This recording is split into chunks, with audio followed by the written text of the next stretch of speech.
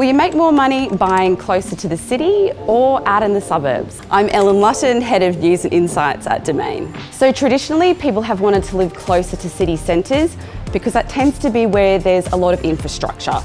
Restaurants, parks, cafes, excellent public transport, and good schools. When there's a lot of demand in these areas, that pushes up capital growth. But the pandemic changed a lot of things, and so proximity to the CBD kind of became less important. People sought out more space, they moved out to the suburbs, and these areas actually boomed during the pandemic. As we settle back into normal working patterns, there's a case for both. Ultimately, it comes down to the actual suburb that you're looking at and the infrastructure and the services that it offers. Buyers shouldn't restrict themselves to a certain radius of the CBD. There are pockets of suburbia that can make you just as much, if not more, capital growth than the inner city suburbs. The message is, do your research, think outside the box.